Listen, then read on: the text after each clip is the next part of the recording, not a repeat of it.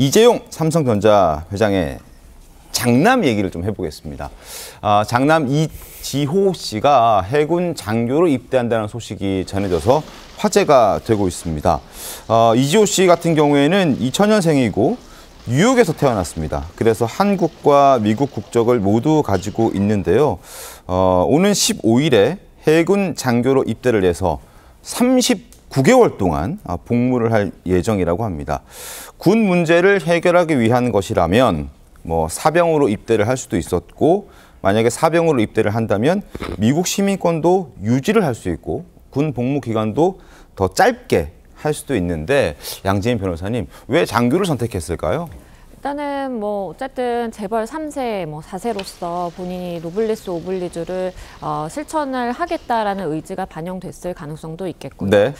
물론 경영권 승계에 대해서 삼성 측은 이제 이재용 회장이 밝힌 것처럼 승계하지 않겠다라고 했지만 승계를 위한 포석이다라는 해석도 사실 존재하는 것 같습니다.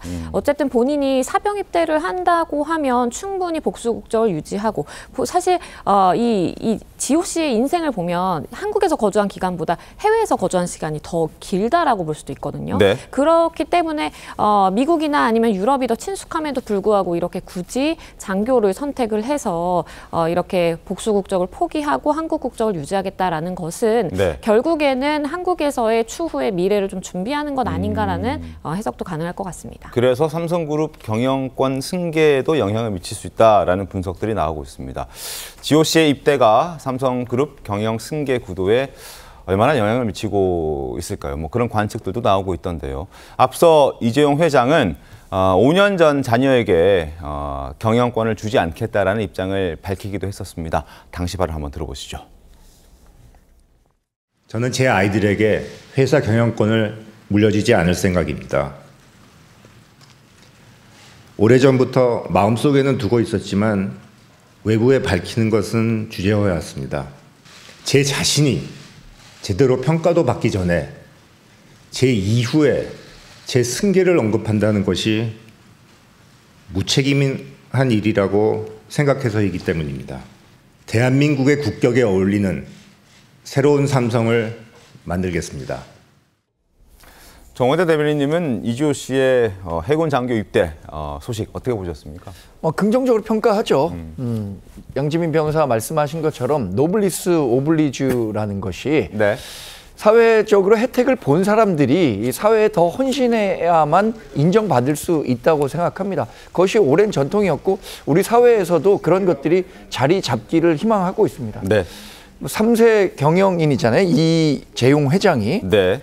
4세까지 세습하는 문제와 관련해서 본인이 세습하지 않겠다라고 얘기를 했는데, 저는 경영 성과를 이재용 회장이 어떻게 보이느냐, 또 그리고 그 이재용 회장의 장남인 지호 씨가 네. 어떤 생각을 갖고 있는지도 중요하겠습니다만, 이렇게 기업이 누군가의 아들이라는 이유만으로 세습된다는 것에 대해서 아주 긍정적인 평가를 하기는 어려울 것 같습니다. 우리나라는 산업화의 역사가 좀 짧기 때문에 창업자에서 2세, 3세로 넘어온 경우가 많지만 네. 이제 미국이나 유럽만 가더라도 기업의 역사가 길게 되면 전문 경영인 체제가 들어서게 되고, 그 창업자의 후손들은 단순한 주주로서 활동하는 경우가 많거든요. 그래서 이 장남 지호 씨가 어떤 선택을 할지는 모르겠습니다만 네. 지금으로 단언하기는 어려울 것 같고 네.